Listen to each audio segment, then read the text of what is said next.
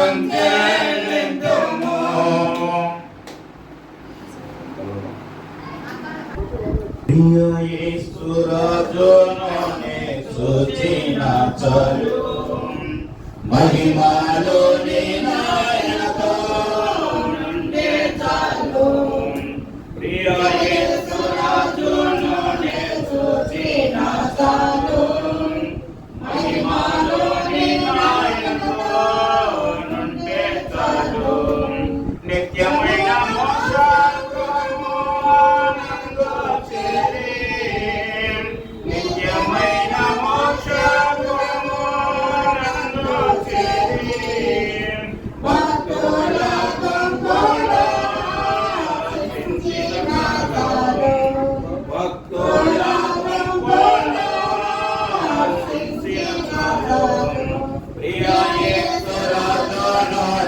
చూచిన చాలు మహిమలోని ఆయనతో నుంటే చాలు యేసుని రక్తమందు కడుగబడి వాక్యం చే నిత్యం భద్రపరచబడి యేసుని రక్తమందు కడుగబడి వాక్యం చే నిత్యం భద్రపరచబడి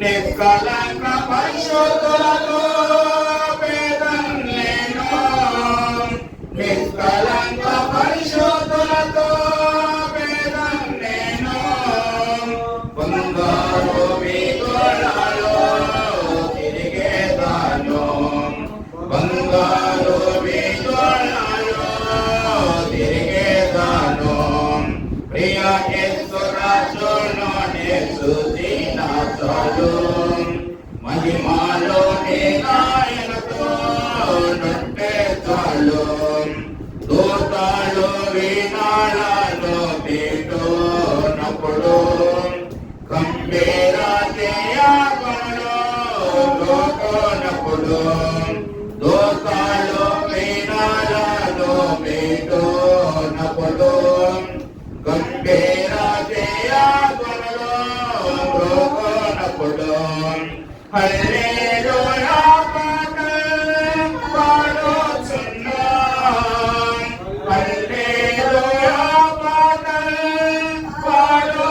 పాడుచున్నాం ప్రియ యేసుతో నేను ఉల్లాసింతున్ ప్రియ యేసుతో నేను ఉల్లాసింతున్ ప్రియ యేసు రాజును చూచిన చాలు మహిమలోని ఆయనతో నుంటే చాలు ముందమ్మ కుటుంబైన తలను దూచి స్వర్ణ కిరీటం పెట్టి ఆనందిస్తున్న ముందమ్మ కుటుంబైన తలను దూచి స్వర్ణ కిరీటం పెట్టి ఆనందిస్తున్న కొరడాతో కొట్టబడిన చూచి కొరడాతో కొట్టబడిన చూచి ప్రతి ఒక్క గాయమును ముద్దాడేదన్ ప్రతి ఒక్క గాయమును ముద్దాడేదన్ ప్రియ యేసు రాజును చూచిన చాలు మహిమలోని ఆయనతో నుంటే చాలు హృదయము స్తోత్రాలతో నింపబడే నా భాగ్య గృహమును స్మరించుచుండే హృదయము స్తోత్రాలతో నింపబడే నా భాగ్య గృహమును స్మరించుచుంటే హల్లెలూయా ఆమేన్ హల్లెలూయా హల్లెలూయా ఆమేన్ హల్లెలూయా వర్ణింపనాలోక చలదయ్యా వర్ణింపనాలోక చలదయ్యా ప్రియ యేసు రాజును చూచిన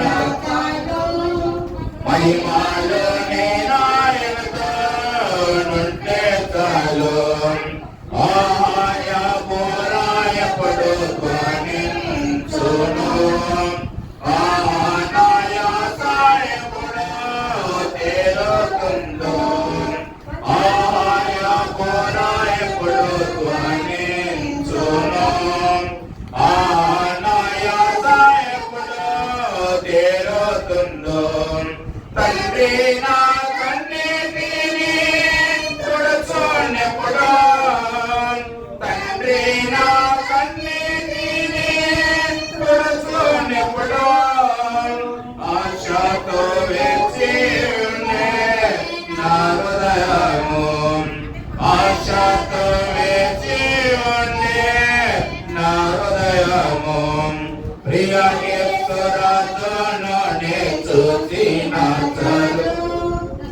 మహిమలోనే నాయనతో నుండే చాలు శివము నాకు నీవా ఇరగిలే చెను నాతో నుండా పరమా జీవము నాకు నీవా ఇరగిలే చెను నాతో నుండా నిరంతరము నడిపించును మరలా వచ్చేసుకొని పోవును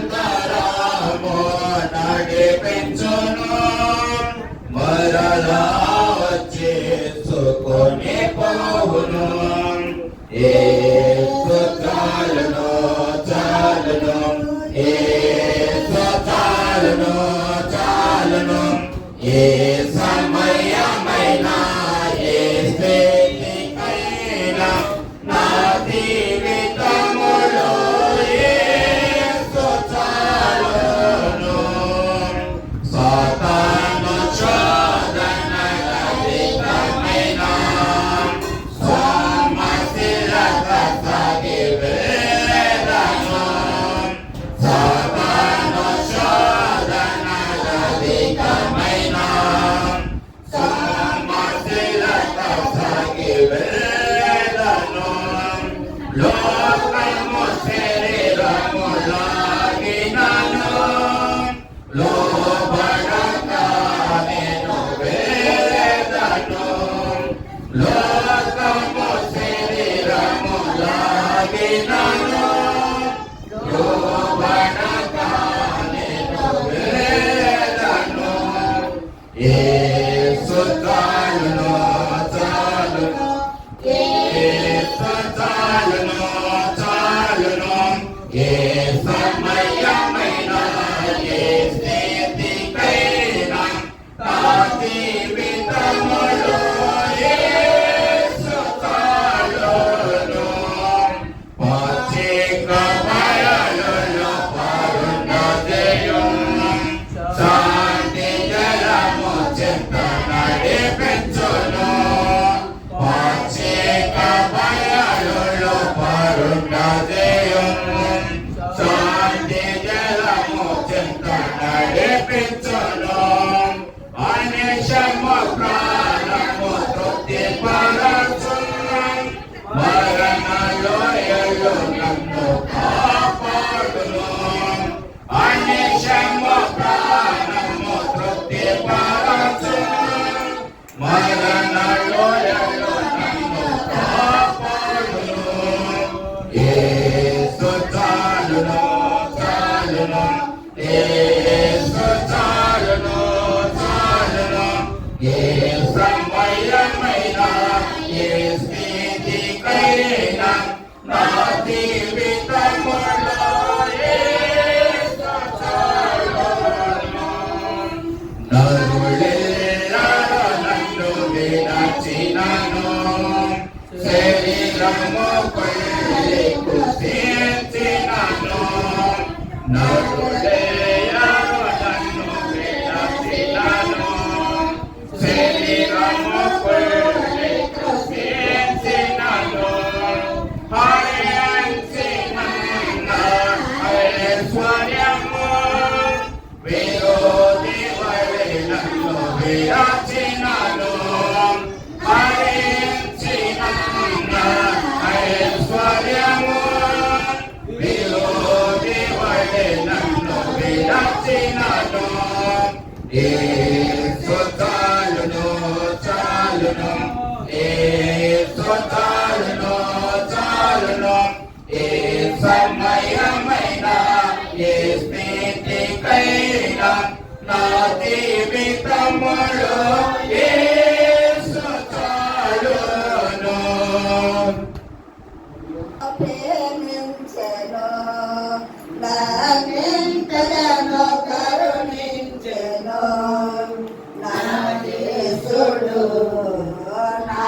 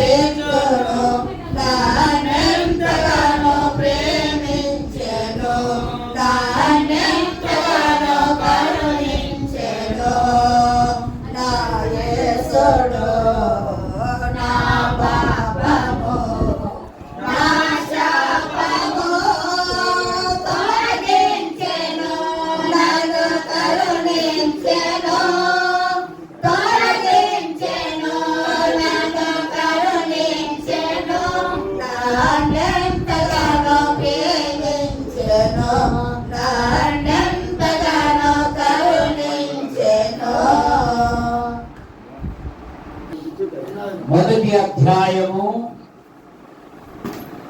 23వ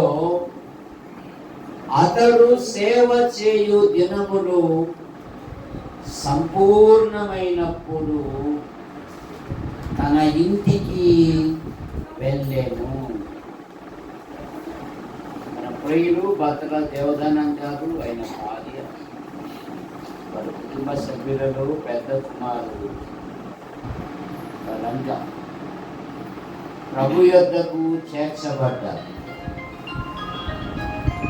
నీతిమంతులను జ్ఞాపకం చేసుకునుట ఆశీర్వాదము. జకరియా దేవుని సన్నిధిలో యాజకత్వం చేసి తన ఇంటికి వెళ్ళాడని బైబిల్ సెలవిస్తా ఉంది. ఈ ఇంటి పెద్ద కుమారుడు కూడా ఆయన దేవుని పిలుపు తీసుకొని ప్రభు యొద్దకు చేర్చబడ్డాడు. క్రైస్తవ జీవితం, క్రైస్తవ సంభాషణ, క్రైస్తవ బైబిల్ ప్రపంచంలోనే అమూల్యమైనవి. చనిపోయినాడు కాదు, ప్రభు యొద్దకు చేర్చబడ్డాడు. క్రైస్తవుడు అంటే నిరీక్షణ కలిగిన వాడు అని అర్థం. ఏమా నిరీక్షణ? ఇక్కడ కళ్ళు మూస్తే నేను అక్కడ కళ్ళు తెరుస్తాను. లోకంలో ఉన్న ఏ మానవుడికి నిరీక్షణ లేదు. ఆ మధ్య ఒక ధనవంతునికి గుండె జబ్బు వచ్చింది. డాక్టర్ దగ్గరికి వెళ్ళారు. సహజంగా మానవుని గుండె లబ్ డబ్ అని కొట్టుకోవాలి, కానీ ఈ పేషెంట్ యొక్క గుండె లప్పు ఎగిరిపోయి డబ్బు డబ్బు డబ్బు అని కొట్టుకుంటా ఉంది. డాక్టర్ గారు నవ్వుతున్నారు. ఏం డాక్టర్ గారు మీరు నవ్వుతున్నారంటే, అయ్యా సహజంగా లప్ డబ్బు అని రావాలి, లప్పు అనేది రాలేదు, డబ్బు డబ్బు అని నీ మనసు ఉంది, కొన్నాళ్ళకి ఈ లోకి విడిచిపోతావు అంటే, అయ్యో నా ర్యాంకు, నా పొలము, నా సంపద చూసారా. అది భూమి మీద మానవునికి దేవుడు నిరీక్షణ లేని వానికి ఆ మనసు ఉంటారు.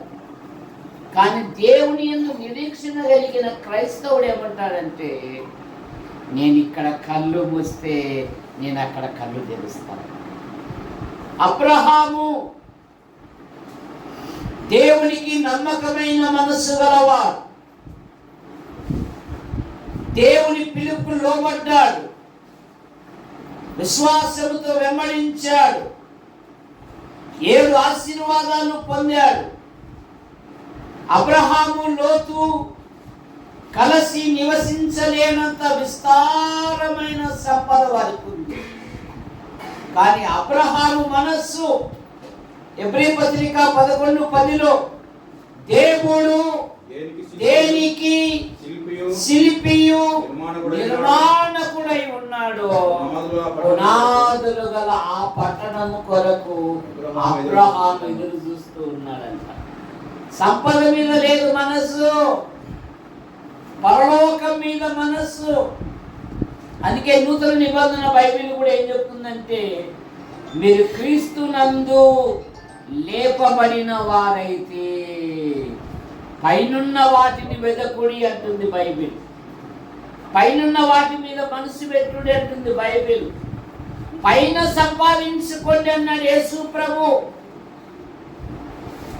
పరలోకములో మీ ధనము అధికమగును అన్నాడు. కనుక పైనున్న వాటిని వెదకుడి. సహోదరుడు రంగా తన ఆధ్యాత్మిక జీవితంలో తన భార్య పిల్లలకు సేవ చేసి దేవుని పిలుపు మేరకు ఆయన మహిమలో చేర్చబడ్డాడు.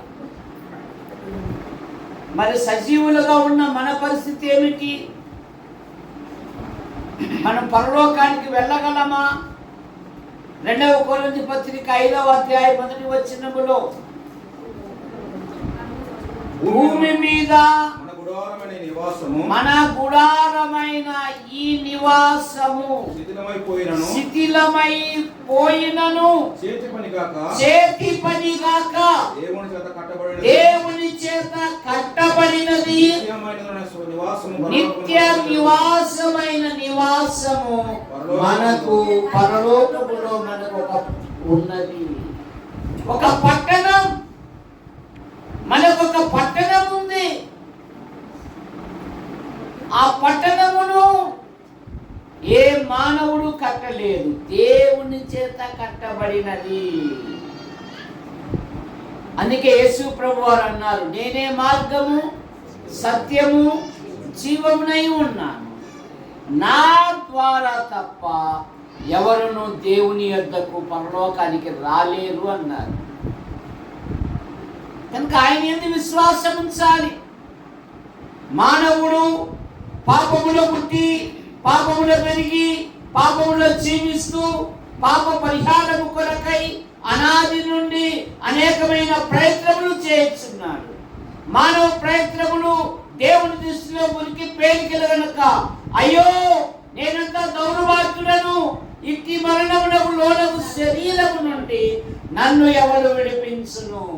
మానవుల పాపముల నుండి, మానవుల దోషముల నుండి, మానవుల అపరాధముల నుండి భూమి మీద ఎవరు విడిపించలేదు. దేవుడే లోకమును ప్రేమించి యేసుక్రీస్తు నామములో భూలోకానికి వచ్చాడు. ఆయన పవిత్రంగా జన్మించాడు, పవిత్రంగా జీవించాడు, ప్రజలకు మేలు చేశాడు. ఆయన అందులకు చూపునిచ్చాడు, అంగహీనులను బాగు చేశాడు, అనారోగ్యముతో ఉన్న వారికి ఆరోగ్యం ఇచ్చాడు, ఆకలితో ఉన్న వారికి ఆహారం ఇచ్చాడు, చనిపోయిన వారిని తన మహత్తు గల మాట చేత సజీవులుగా అప్పగించాడు. ఆయన రక్తము చిందింపకుండా పాపములకు క్షమాపణ లేదు గనక మానవుడు అనాది నుండి జంతువులను పక్షులను బలిగా అర్పించుతున్నాడు. జంతువుల యొక్క రక్తము, పక్షుల యొక్క రక్తము పాపములను తీసివేయట అసాధ్యము అని బైబిల్ సెలవిస్తా ఉంది. కనుక లోక పాపం మోసుకొని పోవు దేవుని గొర్రెపిల్లగా ఆయన మన అపరాధముల కొరకు, మన దోషముల కొరకు, మన పాపముల నిమిత్తమై ఆయన శిలువలో బలియాగమై తన రక్తాన్ని చిందించాడు. ఆయన రక్తము ప్రతి పాపము నుండి మనలను పవిత్రులుగా చేయును. కాబట్టి నమ్మువారు ఆయన కృపచేతనే ఉచితముగా నీతిమంతులుగా తీర్చబడతారు. ఆయన నామమందు విశ్వాసముంచు వాడెవడో ఆయన నామ మూలముగా వారికి పాపక్షమాపణ కలుగునని బైబిల్ సెలవిస్తా ఉంది. ఎవరి వలన మనం రక్షణ పొందలేము, కానీ ఈ నామం వలనే మనం రక్షణ పొందగలము. కనుక సహోదరుడు రంగా తన యాత్రను ముగించుకొని ప్రభు యొద్దకు చేర్చబడ్డాడు. ఒక దినము రాబోతుంది, ఆయన ప్రభుతో రాబోతున్నాడు. మధ్యాకాశములో ఆయనను మనం చూడగలము అంటే ఆయన యందు, యేసుక్రీస్తునందు మనం విశ్వాసం ఉంచాలి. కనుక యేసు ప్రభునందు ఎవరైతే విశ్వాసం ఉంచుతారో పాపులు పరిశుద్ధులుగా, అనీతిమంతులు నీతిమంతులుగా, దుర్మార్గులు సన్మార్గులుగా మార్చబడుతున్నారు. కనుక ఇంకా ఈ సమూహములో ప్రభుని అంగీకరించకపోతే ప్రభు అయిన యేసుని అంగీకరించి పాప క్షమాపణ పొంది దేవుని రాజ్యానికి వారసులు కావాలని మనవి చేయొచ్చు. నాకు ఇచ్చిన అవకాశాన్ని బట్టి ప్రభుని స్తుతిస్తూ కుటుంబీకులకు పాస్టరయ్య గారికి వందనాలు తెలియజేస్తున్నాను. దేవుడు మిమ్మల్ని దీవించును గాక. ప్రభునందు ప్రియమైన వారులారా, మరి కృపావర్ అలియాస్ భర్తల రంగా, నాకైతే రంగాన్ని తెలుసు కానీ కృపావరం అనే ఒక మరి ఇంత యవ్వన వయసులోనే మరి దేవుని సన్నిధానం చేరడం బాధాకరం. మరొక వైపు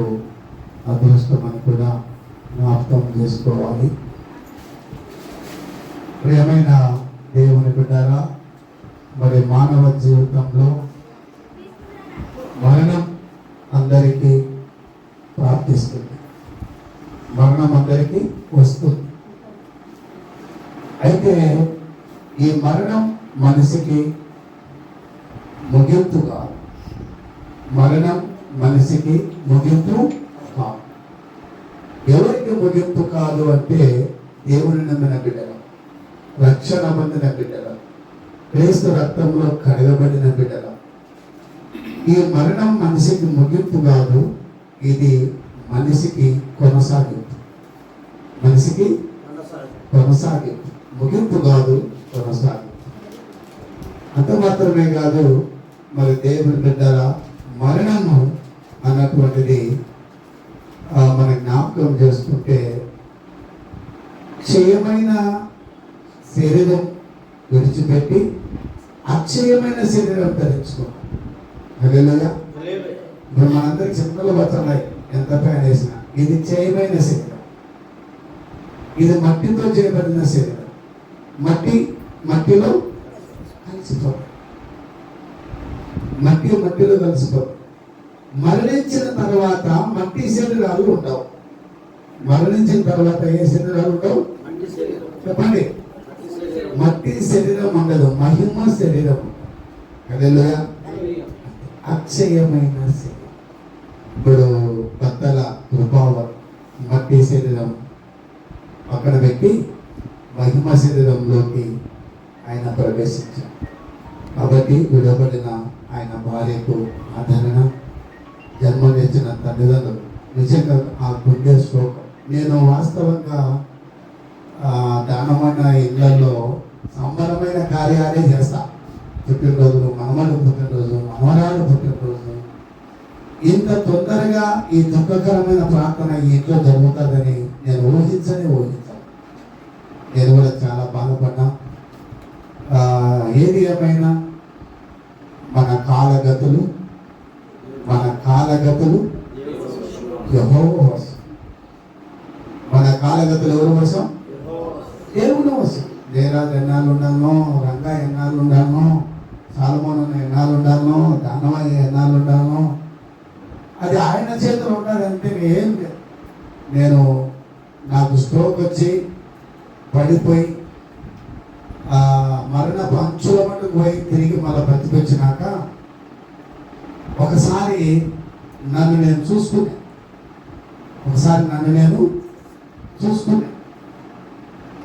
వినాల ప్రతి ఒక్కరు వినాలి. సత్యంలోకి ఈ వాక్యం అర్థం కాదు. బతికిన మనకే నన్ను నేను ఒకసారి చూసుకునే. గుండె స్ట్రోక్ వచ్చిన తర్వాత ఒకసారి మనశ్శాంతిగా ఇంట్లో నుంచి బయటకు వచ్చి ఇంటిని ఒకసారి బాగా చూసిన. నా ఇంటిని నేను ఒకసారి బాగా 1-3 సార్లు చూసుకుని నా ఇంటి వెనకనే గోరీలు, మా ఊళ్ళో కొండ మీద నా ఇంటి వెనకనే శ్మశానం, పక్కకు వచ్చే శ్మశానం కనబడుతుంది. అంటే 1 కిలోమీటర్ ఉంటుంది నా ఇంటికి. దానికి నేను ఇవన్నీ వదిలిపెట్టి అక్కడ నన్ను పెట్టేటోళ్ళేమో అప్పుడు నేను చనిపోయింది అంటూ. నేను దేవుడిని అడిగేది ఏం తెలుసా? ఒకసారి మనం పడిపోయినాక ఏదైనా చిన్న బలహీనతలు, వ్యసనాలు ఏదైనా ఉంటే మనం క్షమాపణ అడుక్కోవాలి. నేను అదే అనుకుంటా. ఈ ఇండ్లు, ఈ వాతావరణం, ఈ పరిస్థితి దీనికి ఎంత నేను దూరం అయిపోతుందేమో ప్రభా, ఎంతో గొప్ప జీవితం ఇచ్చినావు నాకు అని నేను అక్కడ ఒకసారి చూసుకుంటా, ఇక్కడ ఒకసారి రోజు చూసుకోలే. అది చూసుకునే పరిస్థితి చెప్తాను. కృపావరం బయటికి చొల్లేకి మాత్రం ఏ బలహీనత లేని వాడిగా కనపడు. నేనైతే ఆయనకు అటు మరి చాలా చూసాను. నాకు గడుపు సల్లనవుతుంది. నున్నగా బాగా ఉంటాడు, అందరూ మరి సోమనాలు పైన మంచి అందగాడు. కానీ ఆయనకు అంత బలహీనమైనటువంటి వ్యాధి ఉన్నది అనేది నాకైతే తెలియదు. కొన్నిసార్లు మనకు బలహీనతలు, రోగాలు ఏదైనా ఉన్నప్పుడు భయపడి బతకాలి. ఎట్లా బతకాలా చెప్పండి. భయపడి బతకాల. ఇప్పుడు నేను షుగర్ మాత్రం వేసుకోవాలా, గుండె మాత్రం వేసుకోవాలి. ఏ ఒకటి ఒక వారం వేసుకోకపోయినా మనం నాకు ప్రార్థన చేయాల్సిందే. నేనేమంటానంటే భయపడి బతకాల. భార్య వైపు చూడాలా, పిల్లల వైపు చూడాలా, సంసారం వైపు చూడాలా, ఊరి వైపు చూడాలా, దేవుని వైపు చూడాలా. ఎందుకు చెప్తానంటే ఆయన మోసపోయినాడు తన జీవితంలో. భర్తల రంగయ్య ఏమైనాడు? మోసపోయినాడు. తను తానే కోల్పోయినాడు, మేలుకోలేకపోయినాడు, తెలుసుకోలేకపోయినాడు, గ్రహించలేకపోయినాడు, గమనించుకోలేకపోయినాడు. నిజమా కదా? ఇదే చెప్తాను. ఎవరు పరిశుద్ధి లేరు, ఎవరు ఏం లేరు. నేనేమంటానంటే ఒక బలహీనత మనలో వచ్చింది అంటే దాన్ని కాలి కింద తొక్కేసి ముందుకు బలంగా ముందుకు వెళ్ళే పరిస్థితులు మనము వెతుక్కోవాలి. ఇంకా కొన్నాళ్ళు బతకాలంటే ఏది ఏమైనా మనకు, మన కుటుంబానికి, సంఘానికి దూరం అయ్యాడు. నేనేమంటే మనకు దూరమైనా దేవునికి దగ్గరైనాడని నేను ప్రకారంగా నమ్ముతాను.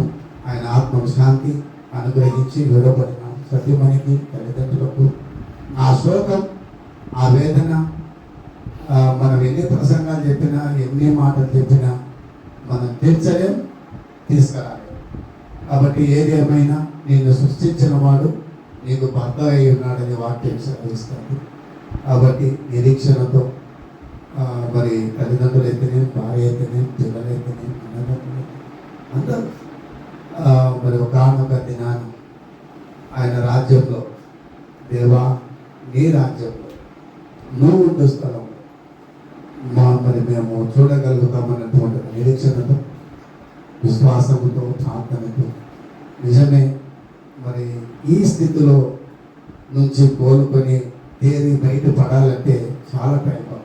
చాలా దేవుడే మీకు బలం, దేవుడే మీకు తోడు, దేవుడే మీకు ఆదరణ, దేవుడే మీకు సమస్త ఓదార్పు, దేవుడే మీకు సమస్త నిరీక్షణ. అటువంటి కృపలో మీరు ప్రార్థన పూర్వకంగా ముందుకు సాగులో పరిశుద్ధాత్మ దేవుడు తన కృప మనకు అనుగ్రహించును గాక. సల్మోనయ్య గారు ప్రార్థన. ఎంతైనా నమ్మదగిన దేవుడైనా నీవు సర్వశక్తిమంతుడైన దేవుడు నా ప్రభు. ప్రభు మరి ఇదిగో నాయన ఈ యొక్క రాత్రికాల సమయంలో మరి దానమన్న గృహంలో నా తండ్రి ఈ రీతిగా ప్రార్థించడానికి ఇచ్చిన కృపను బట్టి వందనాలు చూస్తున్నాం.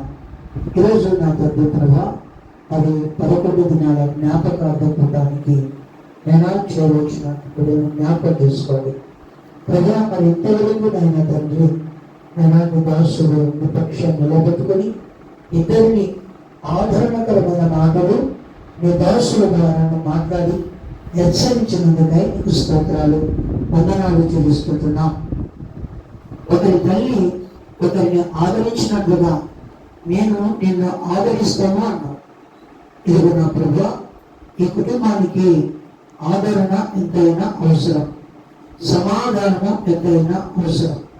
ప్రభా ఈ కుటుంబంలో కావలసిన ఆదరణ ఇవ్వండి ప్రభా. నువ్వు ఇస్తే అటు ఆదరణ నీ పిల్లలు స్వీకరించి అంగీకరిస్తారు. జీవిత కాలం అంతయు అటు ఆదరణ వాక్యము ద్వారా నీ పిల్లలకు కృప చూపించాలని ప్రార్థిస్తున్నాం ప్రభా. మరియు ప్రాముఖ్యముగా నీ నామమును ఎరిగిన వారు, నిన్ను గుర్తించిన వారు, మందిరానికి వెళ్ళిన వారు, ఇదిగో నాయనా కృపావరం అనగా రంగా, ఇదిగో నా తండ్రి ఈ లోక యాత్రను ముగించుకొని తాను అయినా భార్య పిల్లలను మరి తల్లిదండ్రులను తమ్ముని అక్క చెల్లెలను అందరినీ బంధువులను రక్త సంబంధం అటు సంఘాన్ని సమస్తమును వదులుకొని నువ్వు పిలిచిన పిలుపుకు లోబడి ఆయనైనా అతడు సేవ చేయు దినములు సంపూర్ణమైనప్పుడు తన ఇంటికి వెళ్ళేను అని వాక్యం ఎలాగైతే నీ దాసుని ద్వారా మాట్లాడినావు ఆ రీతిగా నువ్వు పిలుచుకున్నావు. నైనా ఇదిగో తండ్రి నీ దగ్గరికి పిలుచుకున్నావు.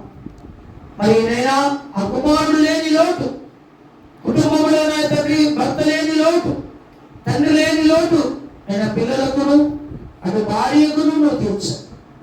పుట్టడు దుఃఖంలో ఉన్నారు, బాధల్లో ఉన్నారు, వేదనలో ఉన్నారు. అయ్యా సమాధానం లేక జీవిస్తున్నారు. ఇప్పుడు కుమారుని కోల్పోయి సమాధానము లేని స్థితిలో ఉండగా వాక్యము ద్వారా నీ బిడ్డలకు సమాధానం ఇచ్చు. అవును సహోదరులారా, నిరీక్షణ లేని ఇతరుల వలె మీరు దుఃఖపడుకున్న నిమిత్తం నిద్రించుతున్న వారి గురించి మీకు తెలియకుండా నాకు ఇష్టం లేదు అని ప్రభా తెలియజేయబడిన వాక్యాన్ని బట్టి నీకు స్తోత్రం. ఒక నిరీక్షణ. అవును నీ దాసుడు చెప్పినట్టుగా ఇక్కడ కళ్ళు మూస్తే అక్కడ కళ్ళు తెరుస్తావని మరి నేను బలమైన వర్తమానాలు నీ దాసుల ద్వారా నువ్వు మాట్లాడు. ఈ రోజు నా తండ్రి ఒక నిరీక్షణ కలిగి ఉంటే మరి కృపావరాన్ని అనగా రంగాను ఒక రోజు నా తండ్రి భార్య పిల్లలు తల్లిదండ్రులు మరి తమ్ముడు అక్కలు ప్రతి వాళ్ళు చూస్తారు. ఒక నిరీక్షణ కలిగి ఉండాలి.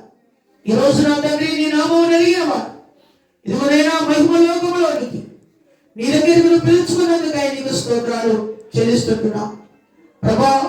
ఒకరి జన్మదినము కంటే మరణ దినము మేలు అని వాక్యం చెప్తుంది. ఈ రోజు నా తండ్రి మరణ దినమే. ఇదిగో నా తండ్రి ఈ దినము మంచి దినం.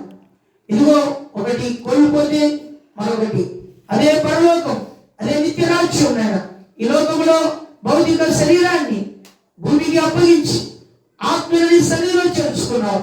అయినా నీ వందనాలు స్తోత్రాలు. మరొకసారి అయినా మరి రంగా లేని కుటుంబంలో ప్రతి లోటును తీర్చమని అడుగుతున్నాం. మరొకసారి భార్య పిల్లల మధ్యలో వారితో ఉండండి, వారికి సమాధానం తెచ్చి మరి ప్రత్యేకంగానైనా మరణం లేని మానవుడు భూమి మీద ఎవరూ లేరు. మరి ప్రతి వాళ్ళు కూడా మరణించాల్సిందే. మరి శరీరానికి శరీరము, మట్టికి మట్టి, దుమ్ముకు దుమ్ము, దూరికి దూరి అప్పగించాల్సిందే. అటు శరీరాన్ని నా తండ్రి అప్పగించదు. మరి దేవుడు దయచేసిన ఆత్మ, నరుని ఆత్మ యెహోవా పెట్టిన దీపం అన్నట్లుగా మరి నైనా ఆత్మలను పిలుచుకున్నావు ప్రభా. మరి ఈ కుటుంబంలో ఆయన లేని లోటు తీర్చు. ఈరోజు 11 దినాల జ్ఞాపకాలు కూడా పిలువబడిన వారు, చేర్చబడిన వారు, బంధువులు, రక్త సంబంధులు మరి ప్రతి వారిని ఎవరెవరైతే బాధల్లో దుఃఖంలో మరి నైనా ప్రభా ఏడుస్తూ వేదన పడుతూ బాధపడుతూ ఉంటున్నారు వారందరికీ కూడా ఆ వేదన నుండి విడుదల తెచ్చి నీ దుఃఖ దినములు ఇక సమాప్తములను అన్నావు. అంటే దుఃఖ దినాలు ఇక ఈ కుటుంబంలో ఏనాడు కూడా ఉండకుండా పాడు అనే మాట కానీ నాశముల మాట కానీ ఇక వినపడుకోకుండా రక్షణ ప్రాకారములు, ప్రఖ్యాతి గుమ్మములు ఈ ఇంటి చుట్టూ ఉంచమని కృప చూపించి సహాయం ఇచ్చేమని మరి ప్రార్థన విని ఈ కుటుంబాలకు సమాధానం ఇవ్వనిచ్చినావు. మరి దైవజనులు నిదాసులు 2 వర్తమానం ద్వారా బలపరచబడిన మాటలు, సమాధానపరచబడిన మాటలు, నెమ్మది కలిగిన మాటలు, ప్రశాంతత కలిగిన మాటలు, మెట్టుగా ఆత్మీయతలో ఎదిగే మాటలు నీ దాసుల ద్వారా మాట్లాడినావు.